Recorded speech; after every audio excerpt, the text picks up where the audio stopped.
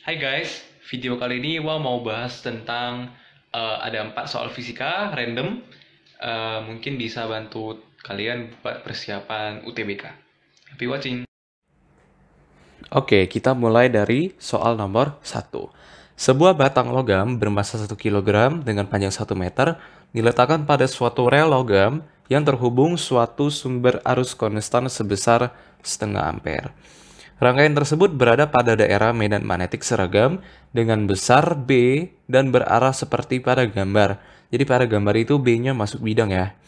Jika koefisien gesekan statis antara batang dan rel adalah seperempat, maka nilai B maksimum agar batang tetap diam. Oke. Em, Berarti kalau kita tinjau gaya yang disebabkan oleh suatu medan magnetik, itu namanya itu dirumuskan sebagai F adalah B I L. Gitu ya. Oke. Lalu karena di sini dari data soal diketahui ada gesekan gitu. Jadi gesekannya bisa berarah. Ini tergantung tinjauan ya sebenarnya ya. Bisa kita pakai kaidah tangan kanan. Tapi karena di sini kita nggak tahu arah dari si gaya magnet ini, kita nggak tahu seperti arahnya ke kanan atau ke kiri. Jadi kita anggap aja kalau mereka berdua bisa menyebabkan suatu kesetimbangan. Jadi F dari gaya magnet ini itu akan sama dengan si F dari gesekan, gitu ya. Jadi bisa saya tulis jadinya sigma Fx itu sama dengan 0. Kenapa bisa 0? Karena ketika mereka diselisihkan, itu mereka akan sama besar nilainya. Jadi F di si magnet akibat si gaya magnet di medan magnetnya itu akan sama dengan F si gesekannya. Nah, gitu ya. Jadi F sigma itu tadi kita rumuskan sebagai B I L itu karena dari gambar arus medan magnet dengan si gaya itu pasti tegak lurus. Kalau kita tinjau pakai kaidah tangan kanan tuh pasti sudah tegak lurus. Jadi kita nggak usah proyeksi lagi supaya tegak lurus ya. Jadi F gesekannya adalah mu dikalikan dengan si gaya normal. Di mana gaya normal si batang rel ini atau batang logam ini bukan rel lah, batangnya ya. Batang logamnya itu pasti M sama M kali G. Kalau kita tinjau secara sumbu Y. Oke ya. Jadi B I L itu sama dengan mu dikali M dikalikan dengan G. Jadi B itu di mana medan magnetnya dicari. Lalu si I-nya arusnya adalah setengah 0,5 ya. Panjangnya itu 1 meter. Sama dengan si mu-nya, koefisien geseknya seperempat. Masanya itu 1 kg. Gravitasi kita anggap sebagai 10. Jadi B-nya adalah, ini kira-kira jadi 5 Tesla. Oke, kita lanjut ke soal nomor 2 ya. Diasumsikan matahari adalah benda hitam sempurna yang bersuhu 6000 Kelvin pada permukaannya. Berarti emisivitasnya 1 ya. Karena benda hitamnya sempurna. Diketahui sigmanya sekian, B-nya sekian. Sigma ini kalau nggak salah tetapan Boltzmann ya. Kalau B ini tetapan Wien. Kalau si H ini tetapan Planck. Jumlah foton yang dipancarkan per detik per meter persegi jika semua foton memiliki panjang gelombang intensitas maksimum. Oke, yang ditanya itu jumlah foton. Jumlah foton misalnya kita simbolkan sebagai N. Tiap detik anggaplah T, ya kita simbolkan waktu sebagai T, dan tiap meter persegi kita simbolkan sebagai meter kuadrat. Meter kuadrat itu biasanya apa ya? Luas dari suatu permukaan. Jadi kita tulisnya A, bukan meter kuadrat. Meter kuadrat itu satuannya. Oke. Nah, kita harus mencari bentuk seperti ini supaya dapat gitu ya. Tapi kita dapatkan dari mana gitu ya. Nah, di sini ada data-data kalau panjang gelombang intensitas maksimum. Itu berarti kita pakai si persamaan Wien yaitu lambda max dikalikan dengan temperatur atau T itu sama dengan tetapan Wien. Jadi lambda max ya maksimum, di mana lambda max nggak diketahui ya lambda max ya berapa. Tapi coba kita tes cari dulu. Suhunya itu adalah 6000. Oke, jadi lambda max kali dengan 6000 Kelvin itu menyebabkan 2,898 ya. Ini C ini sama dengan B sebenarnya. Tapi biasa orang-orang menuliskan C gitu. Cuman diketahui di sini B gitu. Harus tahu aja kalau nilai ini adalah tetapan Wien gitu ya. Kali 10 pangkat minus 3 meter Kelvin. Jadi tinggal nanti meter. Jadi lambda max ini kalau kita hitung pakai kalkulator, oke kita hitung dulu sebentar ya. Kali 10 pangkat minus 3 dibagikan dengan 6.000. Jadi jawabannya 4,83 kali 10 pangkat minus 7 meter. Nah, kita udah dapat lambda max-nya. Lalu langkah selanjutnya bagaimana kira-kira?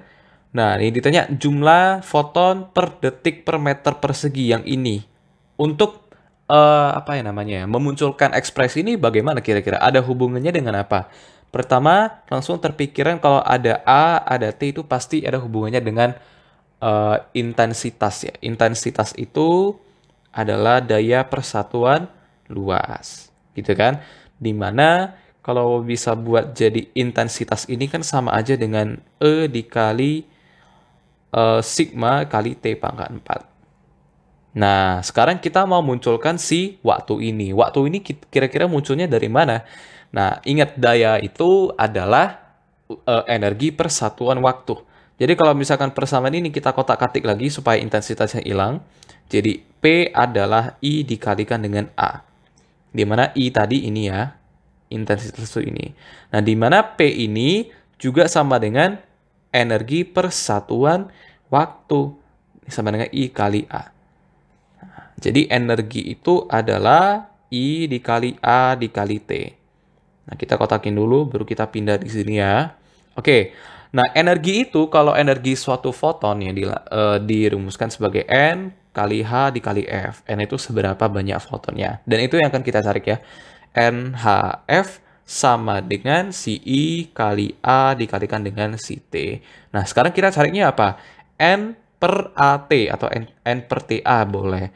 Berarti N per AT itu sama dengan I kali A dibagi dengan HF. Nah, kira-kira tetapan Planck sudah ada. Intensitas bisa kita jabarin ya. Nah, jadi intensitas itu tadi udah buat ya. Jadi E kali A kali sigma kali T pangkat 4 per tetapan Planck sudah diketahui. Nah, kita tinggal mencari si F. Kira-kira F ini bisa kita ganti jadi apa? Ayo, masih ingat nggak? Kalau V itu adalah F dikalikan dengan lambda. Tapi V di sini sebagai kecepatan rambat cahaya ya.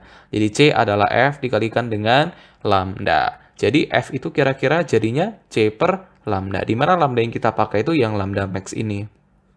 Nah, gitu ya. Jadi F itu sebagai C per lambda. Jadi persamaannya jadi gimana supaya cantik aja. Nanti tinggal kita hitung ya. E A sigma T pangkat 4 dibagi dengan dikalikan dengan si lambda ya. Oke, dikalikan dengan lambda per NC. Nah, kira-kira kalau dihitung, kira-kira jawabannya berapa? Nih, wah udah sediain jawaban yang fix 1,78 kali 10 pangkat 26. Oke, korek ya guys kalau misalkan ada salah perhitungan atau salah di perumusannya. Oke, kita naik soal nomor 3. Oke, kita lanjut ya di soal nomor 3. Pada sebuah sistem peredaran darah, terdapat pembuluh nadi dan pembuluh kapiler dengan masing-masing berjari-jari 1,2 dan 0,0008 cm. Darah mengalir dari pembuluh nadi dengan kecepatan 0,4 meter per detik, masuk ke kapiler dengan kecepatan 0,5 mm per detik. Wah. Banyaknya pembuluh kapiler yang ada di sistem peredaran ini adalah berapa? Oke, kita disuruh mencari berapa banyak sih pembuluh kapiler yang ada di sistem peredaran ini gitu. Nah, berarti kita langsung tahu kalau nadi itu besar ya. Nadi itu besar, lalu nanti dia bercabang ke kapiler kecil, kecil, kecil, kecil. Kira-kira ilustrasinya begini ya. Oke, anggap aja seperti itu. Nah, yang ditanya ini ada berapa banyak sih ininya? Nah, ini totalnya N-nya berapa sih? Gitu. Nah, ini kita pakai konsep di fluida dinamis, yaitu tentang mengenai debit. Jadi debit itu perumusannya bisa sebagai volume per satuan waktu. Ya, debit itu berarti kecepatan aliran si fluidanya. Karena di perumusannya itu volume per satuan waktu. Lalu bisa aja jadinya A luas penampang dikalikan dengan V. Kira-kira dari nadi ke si pembuluh kapiler yang kecil-kecil ini, itu ada hubungannya dengan si A kali V. Dia nggak ada hubungannya dengan volume persatuan waktu. Karena di sini kita tinjaunya si dari apa namanya ya, dari pembuluh nadi ini, ya kan luas penampangnya lebih besar dari penampang si apa ya namanya si kapiler ini. Nah, terus kecepatannya juga berubah. Jadi kan fokusnya pada luas penampang sama si kecepatan fluidanya. Jadi kita fokus pada si AV aja. Nah, kalau asas kontinuitas mengatakan kalau di fluida dinamis ya, dia mengatakan kalau debit di mana-mana itu sama, gitu kan? Debit ketika di eh apa namanya itu ya? Oh, nadi, oke. Debit di nadi itu sama dengan debit di kapiler. Nah, jadi debit di nadi adalah penampangnya nadi dikalikan dengan kecepatan di nadi itu sama dengan penampang di kapiler dikalikan dengan kecepatan di kapiler. Tapi karena kapilernya banyak, kita kalikan dengan si N. Oke, nah tugas kita mencari si N ini ada berapa. Gitu aja. Tinggal kita masukin data. Jadi, si nadi itu berapa luas penampang? Nah, luas penampang kalau apa namanya pembuluh darah itu pasti bentuknya kayak selang gitu ya. Berarti penampangnya itu sebagai lingkaran. Jadi lingkaran itu luas penampangnya adalah karena di sini diketahui jari-jari, bisa kita buat jadi pi r kuadrat ya kan dikalikan dengan v nadi sama dengan pi r kuadrat dikalikan dengan v kapiler dikalikan dengan seberapa banyak si kapiler ini adanya. Nah, pi-nya bisa kita habiskan gitu. Baru kita masukin ke data-datanya ke perumusan ini ya. Lalu R itu di nadi 1,2 cm. Karena sama-sama senti, nanti bisa kita hilang gini ya, coret. Jadi 1,2 kuadrat cm kuadrat dikalikan dengan kecepatan di nadi. Kecepatan di nadi 0,4 meter. Coba kita ubah ke milimeter. Jadinya 400 mm per detik sama dengan, nah jari-jari di kapiler. Berarti 8 ya, 8 kali 10 pangkat minus 4 supaya gampang. Kuadrat cm kuadrat dikalikan dengan kecepatan di kapiler 0,5 mm per detik. Baru kita kalikan dengan si berapa banyak adanya. Nah, baru cm kuadrat bisa kita habisin, satunya sama. Milimeter per detik bisa kita habisin karena dia sama. Lalu tinggal kita hitung 1,2. Berarti 12 kuadrat 144 kali 10 pangkat minus 2 ya. Dikalikan dengan 400 sama dengan 64 kali 10 pangkat minus 8 dikalikan dengan 0,5 bisa buat jadi setengah. Dikalikan dengan si N. Jadi N itu gimana? Ya tinggal kita kotak-katik aja sebenarnya sih. Jadi 144 kali 4. Oh, ini bisa langsung habis 20 dengan minus 2. Jadi 144 dikalikan dengan 4 dibagikan dengan 64 kali setengah atau langsung aja 32 ya. Oke, 32. Nah, ini 10 pangkat minus 8 bisa buat jadi 10 pangkat 8. Nah, kira-kira ini berapa? 144 dikalikan dengan 4 dibagi dengan 32 itu hasilnya adalah 18. Oke, kali 10 pangkat minus 10 pangkat 8. Jadi 10 pangkat 8 supaya deket-deket bisa kita buat jadi 1,8 kali 10 pangkat 9. Boleh ya? Ya sama aja sih sebenarnya. Nah, jadi 1,8 kali 10 pangkat minus 10 pangkat 9 ini sama dengan 1,8 miliar. Nolnya kalau ada 9 berarti miliar. Oke, gitu ya. Gampang. Kita lanjut ke soal berikutnya. Nah, soal nomor 4 kita berkaitan dengan dinamika. Dua benda yang masanya sama. Oke, masanya sama. Ini ingat ya. Berarti di sini M, di sini juga M. Dihubungkan tali seperti pada gambar. Jika koefisien gesek tiap benda dengan bidang adalah sama, yaitu mu, maka sudut theta minimum agar sistem tepat akan bergerak. Oke, tepat akan bergerak berarti masih belum bergerak. Berarti kita tinjaunya gimana? Sigma F X itu adalah 0 dan sigma Fy itu adalah 0. Jadi komponen resultan gayanya di sumbu X dan sumbu Y harus 0 karena dia yang kita tinjau itu tepat akan bergerak, berarti belum bergerak gitu ya. Nah, kita perhatikan sistem ini dia condong bergerak ke sana, ke bawah gitu ya. Jadi gesekannya itu berlawanan dengan si arah gerak benda karena dia menghambat pergerakan benda gitu ya. Ada si FG, ada si tegangan tali, ya, ada si berat masing-masing benda. Nah, itulah kira-kira gaya-gaya yang ada. Oke. Gaya normal ada gaya normalnya di sini. Di sini juga ada gaya normalnya. Oke, udah selesai 4 gaya umum ya. Oke. Nah, kita tinjau, coba kita tinjau benda yang misalkan di sini benda 1 deh. Ini sih benda 2 ya. Benda 1 yang datar. Nah, tinjau benda 1. Ada apa dengan benda 1? Pasti sigma fx sama dengan 0.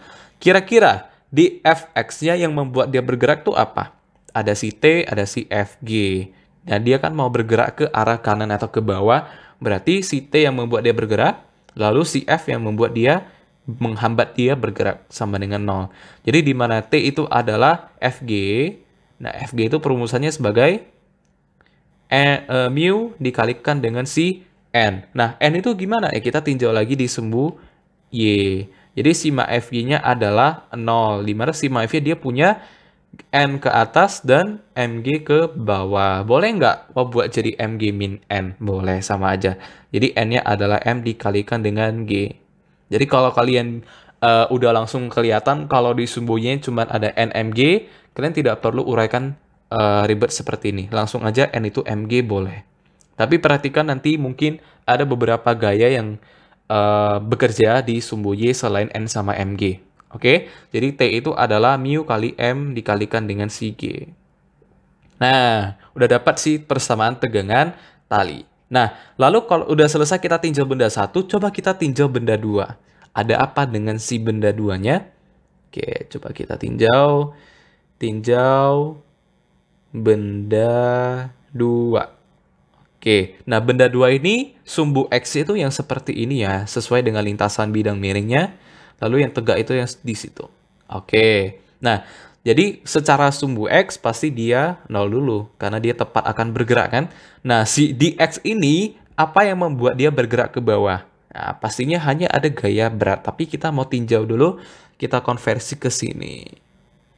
Nah, tapi pas kita konversi, kita butuh sudut kemiringan dari bidang miring itu. Sementara yang kita ketahui itu adalah theta. Theta itu bukan sudut kemiringan antara bidang, bukan sudut kemiringan bidangnya. Warna merah.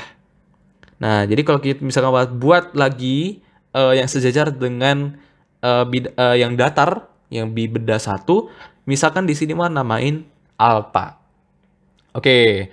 Nah, kalau kalian perhatikan, bentuk dari sistemnya itu kan seperti ini. Tadi gua tambahin ada di sini alpha. Nah, di sini kan theta. Apa hubungan dengan alpha dengan theta? Kalau nggak ada hubungan, kita nggak bisa dapat gitu. Nah, ini ada sifat, apa namanya ya, dalam berseberangan kalau nggak salah ya. Ya, dalam berseberangan. Nah, jadi hubungannya apa? Alpha ditambah theta jadinya 180 derajat. Jadi, alpha itu adalah 180 derajat dikurang theta. Oke, ini sementara dulu ya. Berarti ternyata ada hubungan antara si alpha dengan si theta. Tapi kita tinjaunya pakai alpha dulu. Ya, supaya meminimalisir kesilapan berhitung. Nah, kalau sigma fx, berarti tadi kita pakai mg sin alpha. Kenapa sinus? Ya, karena kita konversinya tidak mengambil sudut. Ini kayaknya mau nggak perlu jabarin lebih dalam lagi. Karena sudah sangat umum ya. Untuk penjabaran di bidang miring seperti ini. Oke, mungkin di video pembahasan materi bisa wak jabarin ya, tapi di sini sorry nggak bisa dulu. Nanti durasi terlalu lama juga ya. Oke, jadi yang membuat dia turun ke bawah itu ada si mg sin theta. Jadi mg sin theta yang membuat dia turun, yang menghambat dia bergerak kira-kira ada apa? Ada si tegangan tali, ada si gaya geser. Nah, di sini hati-hati gaya geseknya bukan langsung N sama dengan mg. Karena dia di bidang miring, maka gaya normalnya tidak gaya normalnya itu bukan langsung mg, karena W dia bergerak arahnya itu ke bawah, ke pusat bumi. Mg-nya ke bawah. Jadi dia belum belum ke sumbu Y-nya si bidang miringnya gitu. Jadi mg sin theta dikurang dengan T dikurang dengan Fg ini berarti mu kali N. Nah, N ini yang mau kita cari. Berarti NC ini ya. Nah, kita tinjau sigma FY di bidang miring. FY pasti 0. Jadi di mana di sini pasti mg cos theta. Jadi yang ke atas itu N, yang ke bawah itu mg cos theta. Jadi sama dengan 0. Jadi N adalah mg cos theta. Gitu ya. Nah, coba kita substitusikan ke sini. Jadi mg sin alpha dikurang dengan T. Oh, sorry, ini alpha ya. Sorry. Di sini harusnya alpha. Di sini harusnya alpha, bukan theta. Di sini alpha sama dengan 0 karena bidang miringnya, sudut kemiringan bidangnya tadi kita simbolkan sebagai si alpha. Oke, selesai. Jadi mg sin alpha dikurang T. T itu langsung kita masukin aja dari sini ya. Jadi mu dikali mg dikurang dengan mu dikali n itu berarti mg cos alpha sama dengan 0. Nah, ditanya tuh sudut theta. Nah, sudut theta berarti kita hampir-hampir dapat lah ya. Jadi kita fokusnya cari si alpha dulu. Karena tadi ada hubungan ya. Nah, jadi ini kita sederhanakan. Jadinya gimana? Mg karena di semua benda ada mg-nya, coba kita hapus. Sorry. Nah, di mana masanya kan sama tadi kan? Nah, konstanta gravitasi, konstanta alam di mana-mana sama. Jadi sisanya apa? Sin alpha dikurang mu cos alpha sama dengan 0. Nah, ayo gimana nih kira-kira? Kita dapat persamaan gimana? Wah, nih kayaknya kita perlu pakai persamaan kuadrat. Nah, ini hati-hati loh. Jadi mu ditambah mu cos alpha ini sama dengan sin alpha. Jadi mu sama dengan sin alpha dibagi dengan 1 ditambah ya, betul, cos alpha. Wah, ini sangat-sangat berbahaya sekali. Nah, coba sin alpha ini kita ganti jadi theta dulu deh. Karena di sini rencana mau dikuadratin dulu. Kalau nggak bakalan dapat. Wah, ini panjang ya. Nah, alpha itu tadi adalah 180 dikurang theta. Jadi, sin alpha, sin 180 dikurang theta itu adalah gimana? Sin theta. Kalau kosinus 180 dikurang theta itu adalah minus kosinus theta. Karena dia di kuadran 2 kosinusnya negatif. Jadi gimana? Sin theta dibagi dengan 1 dikurang cos theta. Oke, tadi kita dapatkan kalau mu-nya adalah sin theta dibagi dengan 1 min cos theta. Nah, kira-kira untuk mencari theta-nya gimana? Nah, kita hanya perlu mengkuadratkan kedua ruas. Karena kita kebayang langsung ya, kalau 1 min cos theta kita kuadratin, itu nanti ada si cos kuadratnya. Nanti cos kuadratnya atau antara sin kuadrat atau cos kuadrat bisa kita ubah pakai identitas trigonometri. Nanti dapatlah suatu persamaan kuadrat antara sinus dan kosinus. Tadi kita cek. Supaya cantik, coba kali silang dulu ya. Mu dikali 1 min cos theta itu sama dengan sin theta. Lalu kita kuadratkan kedua ruasnya. Jadi mu kuadrat dikali 1 min cos theta kuadrat itu sama dengan sinus kuadrat theta. Oke, tulisnya sinus kuadrat theta, anggap aja kuadrat ya. Jadi kalau jabarin si 1 min cos kuadrat, 1 min cos theta kuadrat, jadi 1 min 2 cos theta ditambah cos kuadrat theta sama dengan sinus kuadrat theta. Nah, kalau awal kali masukin si mu-nya gimana?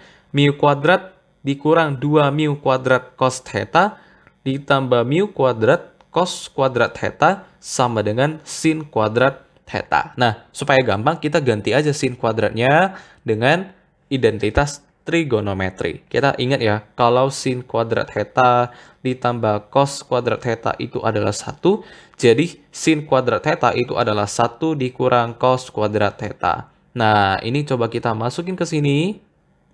Dipertanda aja ya. Oke, jadinya gimana? Jadinya mu kuadrat dikurang 2 mu kuadrat cos theta ditambah mu kuadrat cos kuadrat theta sama dengan 1 min cos kuadrat theta. Nah, baru kita kelompokkan. Jadi 0 sama dengan ini gimana? Ayo. Jadi langsung aja ya. Mu kuadrat ditambah 1 cos kuadrat theta. Ini kalau kita pindahin jadi begitu. Lalu satunya kan sebagai konstanta, jadi kita biarin di ujung. Ini theta ya. Dikurang 2 mu kuadrat cos theta ditambah dengan mu kuadrat min 1. Nah, bisa nggak kita pakai rumus ABC? Kan nggak mungkin kita faktorkan seperti biasa, kan impossible ya. Nah, jadi cos theta 1,2 itu adalah gimana? Ayo, ingat nggak rumusnya? Min B ditambah plus minus, atau plus aja boleh sih, karena kan akar dari sesuatu langsung otomatis plus minus ya. Jadi akar dari diskriminan itu B kuadrat min 4AC ya, dibagi dengan 2A. Jadi min B kira-kira min B. Min 2 mu kuadrat, jadinya pos 2 mu kuadrat plus minus akar dari, nah B kuadrat berarti minus 2 mu kuadrat dikuadratin lagi, jadi 4 mu pangkat 4. Ya, dikurang dengan 4 dikali A-nya berapa? A-nya mu kuadrat ditambah 1. C-nya berapa? Mu kuadrat min 1. Dibagi dengan 2A. A-nya itu adalah mu kuadrat plus 1. Oke, lalu kita hitungnya di bagian dalam akarnya. Nah, ini kalau kita jabarin lagi, 2 mu kuadrat plus minus akar dari 4 mu kuadrat. Nah, ekspresi ini berdua kan bentuknya selisih 2 kuadrat. Jadi bisa tulis jadi mu pangkat 4 min 1. Gitu ya. Bisa kok. Jadi min 4 kali mu kuadrat min 1. Nah, ini nanti habis gitu loh. Lalu min 4 kali min 1 jadinya 4. Akar dari 4 jadinya 2. Jadi 2 mu kuadrat ditambah plus minus 2 dibagi dengan 2 kali mu kuadrat plus 1. Nah, ini kan cos theta 1,2 gitu kan. Nah, kalau kita sederhanakan jadinya gimana? 2 kali mu kuadrat plus minus 1 dibagi dengan 2 kali mu kuadrat plus 1. Nah, ekspresi ini coba kita tinjau hati-hati.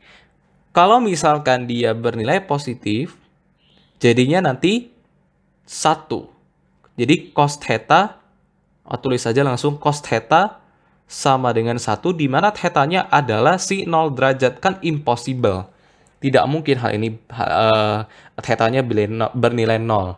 Ya, kalau bernilai 0 berarti dia datar gitu. Tapi secara gambar kan tidak mungkin. Jadi dia tidak memiliki nilai fisis, arti fisis. Kalau dia negatif gimana? Jadinya apa? Berarti yang hanya satu-satunya ada jawaban ketika nilainya negatif. Jadi cos theta itu adalah 2 mu kuadrat min 2 dibagi dengan 2 mu kuadrat ditambahkan dengan 2. Atau kalau disederhanain, boleh. Jadi mu kuadrat min 1, mu kuadrat min 1 per mu kuadrat plus 1. Selesai.